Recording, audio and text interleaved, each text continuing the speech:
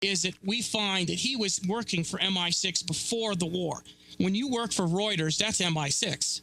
MI6 owns Reuters news service, and he was working there covering the spy trials in Moscow, tried to get an audience with Stalin. So he's working before the war with MI6. During the war, he's working for Naval Intelligence Division. After the war, he's working in the Naval Reserve till 1951. I've got a quote for you I want to read to you from Nigel West's book. It says, for much of the period, Fleming also worked for SIS while he's working Kemsley's newspaper, Sunday Times. As he himself acknowledged, when in the summer of 51, he finally gave up his commission in Royal Navy Reserve on the grounds he was unable to spare for 2 weeks for the mandatory annual training. Fleming made an unsuccessful plea for special exemption from the irksome requirement, reminding Vladimir Wolfson, the Russian-born Naval Intelligence Division officer who had been based in Turkey during the war, that as foreign manager of the Sunday Times and Kemsley newspapers, I am engaged throughout the year in running a worldwide intelligence organization, and there could be no better training for the duties I would have to carry out for the DNI in the event of war. I also carry out a number of tasks on behalf of a department of the Foreign Office, and this department would, I believe, be happy to give details of these activities to the DNI. Wow. So basically, Ian Fleming was James Bond. He isn't looking constantly for other men for inspiration. He's telling you he is James Bond. He's going all over the world. So James Bond that we see, Sean Connery and all the other James Bond, they've been, Pierce Brosnan, Roger Moore, all the rest of them, they were just Hollywoodized versions of the writer, of the guy himself. Yes, because spy work, you actually work undercover, as somebody, a civilian occupation. So when he's, running these foreign, journalists all over the world and himself taking his trips, he's spying along with them. So he also learned how to do this, in Switzerland at Kitzbühel under the tutelage of Erman Forbes Dennis and his wife, Phyllis Bottom. He basically learned foreign languages under their tutelage, meaning as a young man, he trained to be a spy all along. So he is James Bond. Now, once you understand that Ian Fleming is James Bond is real, then you see what happens in his books, what he's writing about. And, he also helped write some of the early movie scripts. He's telling you underground bases, underground bases, underground bases, secret organizations coming together with a lot of money, cover activities. Sure, I get what you're saying, but Mike, a lot of people, certainly in this country in the war, a lot of people who later became prominent after the war, they were involved in intelligence. It seemed that almost half the nation was involved in intelligence during the war. But Ian Fleming, fine, he was involved in doing these things. How do we know that his works of fiction actually reflect what really happened? It's one thing to say, okay, he was involved in intelligence and he did do these things as part of the various activities that you just told me about. But how do we know that the more bizarre elements of this that are reflected in his fiction are actually real? How do we know that? Well, you decode it. Basically, I would tell people to go to Moonraker. And, of course, I covered that in a chapter in the book. But if you go to Moonraker, it's clearly showing that the guy, Drax, is an analog for Werner von Braun, because he's got a Nazi he's not discovered as a Nazi yet, but he's an industrialist. He's making a weapon for England to defend himself against the Soviets. It's a ballistic missile. And so, lo and behold, he's got a team of 50 German scientists working for him. And at the end of the story, I hate to be a spoiler here, but if you read the book, he's actually a lieutenant of Otto Skorzeny's, Drax, and he chose the identity of another British officer during a bombing that he was conducting, took his identity, and basically the missile is going to be aimed at London in revenge. So if you look at all of what people like Joseph Farrell and Henry Stevens have proven, that there was a northern escape route through Denmark and Norway, and the Nazis escaped in good order. You compare the Operation Paperclip scientists going to the United States, you can see that Ian Fleming, when he's writing Moonraker, he's telling us about what's going on right now in Operation Paperclip, that these guys are talking to the, we'll call them the Fourth Reich people that are, in hiding. So what you have to do is go to works of Farrell and Henry Stevens and compare, Operation Paperclip's activities with Moonraker.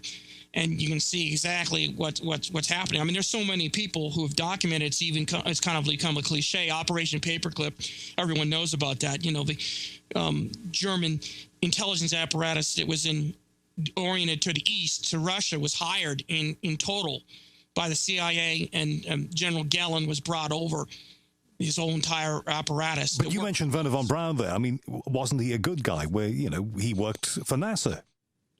Helped America get to the moon, didn't he? Yes, but he's partially a good guy. He was still an SS officer during the war. He led a lot of people to their deaths working in the Mitterrand tunnels, you know, working to the death to create the V-2 missiles. In other words, he was willing to throw regular human beings under the bus for his glory, which he, you know, wanted to see man go into space. But he's doing it with action-reaction rockets. The point that Farrell and Stevens are saying, look, there's hard evidence, Nick Cook, Wisniewski, these Polish researchers, there's no doubt that the Germans were working on anti-gravity craft.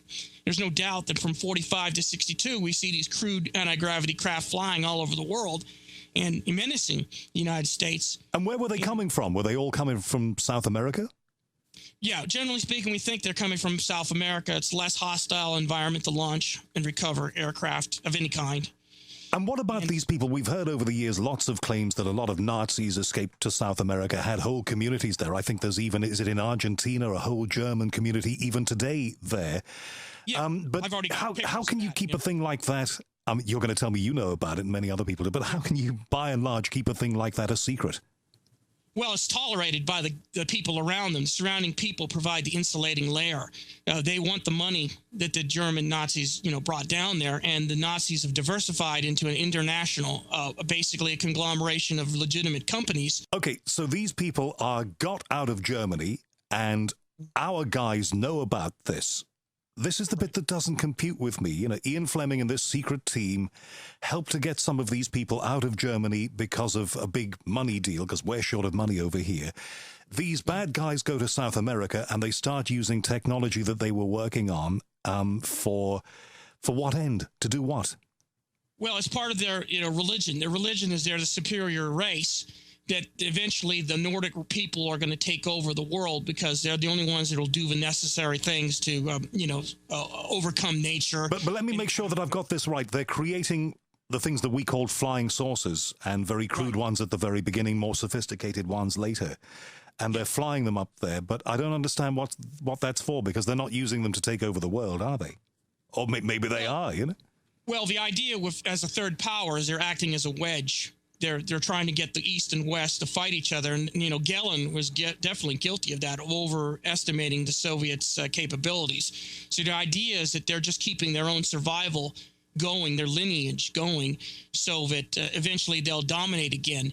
And the sad thing is it looks like they've taken over the United States. The United States has taken a turn towards right-wing fascist views. So people like Jim Mars will say that we have become the Fourth Reich. In other words, we're imbued by technology, and will do anything, throw anyone under the bus to get this technological advance. Are you saying that both the East and the West, I mean the old East, the Cold War East, and our side knew that this stuff was going on? Yes, but they were threatened by them with their superior technology. Don't do anything, because otherwise we'll fly a flying saucer next to one of your nuclear missile silos, make it malfunction. That kind of things, that they had the edge to say back off. Back in 2009, there were some lights seen over Oslo, Norway, weren't there? A spectacular light show, which wasn't the Northern Lights. At the time, there were those who speculated that exactly the force you're talking about used that as a demonstration of their power, just to say, this is what we are, this is what we can do, don't you guys forget that. Do you buy that? Well, it's a possibility, and yeah, I do buy it. And see, the thing is that I say is why don't we shake the tree and find out? If you look in my book, we have places in Antarctica where there's huge holes. Why don't we get our butt down there and go in there, send some UAVs, some robots, unmanned ground vehicles, go find out. And as far as, the bases down there in South America, well, let's go down there. Let's go down there and, find out where these openings are on the side of the mountain. Force the issue, in other words. Instead of, speculating and getting mad at each other for, I'm mad that you speculate this. Well, it's simple enough to find out. So the descendants of the Nazis are still down there in South America. Are any of the original Nazis still alive? They're going to be very old if they are. Yes, they'll still be very old if they are. And I think they have passed the torch on. Now, Henry Stevens does not. In his last and greatest book here, Dark Star by Henry Stevens, Hidden History of German Secret Bases, Flying Disc, and U-Boats, he absurdly says during the book that he can't get any information out from South America because everyone's afraid they're going to get killed. Yet, in 1989, the flying saucers just stopped being flown. They just started to rust. The underground bases are no longer being used. He just says the older generation just gave up. That just doesn't compute to me. You don't create a multi-billion-dollar series of corporations all over the world and not look to the day when you get too old to do this stuff. You're going to pass it on to your second generation. It just doesn't make sense. And I think it could be Henry Stevens just doing that to cover his 6 o'clock. He's saying, there's no threat. Don't worry about it. I'm not buying that. If you're saying things are true, we need to get down there one way or another and force the issue. All right. I'm a big one, being a journalist, for primary research. In other words, hearing things for yourself. How much of this stuff do you know because people have told you this, and how much of it have you read? I'd say 80% I've read, 20% I've been told. Okay, well, that's the interesting stuff, the 20%, isn't it? The 80% supposedly backs up, I would presume, the 20%. Tell me about the 20%. You don't have to name names, but who's told you what? What sorts of things have you heard from real people? Well, from real people, I've heard that, I can't give away their names, obviously, because they'd get in trouble or get killed or something like that. It's just that the things that they're finding are just terrestrial. They're not extraterrestrial. They can be accounted for by humans working on something with unlimited budgets over time. Eventually, they're going to solve these problems. And so what they're seeing, high tensile strength metals, temperatures, we'll say gauges that don't need a human to read it with his eyeball, but can operate something with telepathy. It's a matter of deduction. You basically trial and error. We know we want to get from A to B and we want to connect the 2 points, meaning I don't want to have to always turn a knob to operate something. Okay, so the people you've talked to have they worked on these things? Have they found these things? I'm just trying to get my head around this. Yeah, mostly recovery. So they've found them, or they've been looking for them? I found them. Just crashed UFOs. Okay. Whereabouts? U.S., U.K.? U.S. So you've talked to people who found stuff. Right. And these people that you've talked to, have they kept any of this stuff? Well, I would, if I were them, but, they're also, going to get court-martialed and killed and all that kind of stuff. I would, but they say, no, they can't do it. They're searched. You said court-martialed. Does that mean some of these people are in the military? Oh, yeah, they're all military. Yeah. Well, but, all are in the military or were in the military, now they're out. So they're civilian now, but they're still afraid. In Ian Fleming's literature that you've based a lot of this on, are there clues to things that he thought, in your belief, might happen in the future? Well, right. In Moonraker, in 1955, he said that the Drax, before he was going to launch his missile into London with a nuclear warhead he got from the Russians via submarine, that he was ready to make a killing in the stock market. So I'm worried that the people who did 9/11 have been reading James Bond novels because he's foretelling events. In fact, also in the book of The Spy Who Loved Me, he has them burning some buildings down using thermite. He's dropping all kinds of tradecraft in his book that you can see later is being used in real operations. And he's trying to warn us about these things, that, thermite would be used and it'd be hard to trace. But if he was an intelligence man, then he would have known about the use of thermite. People in that game do. That's not predicting necessarily anything, necessarily happening with it, like the bringing down of the Twin Towers, is it?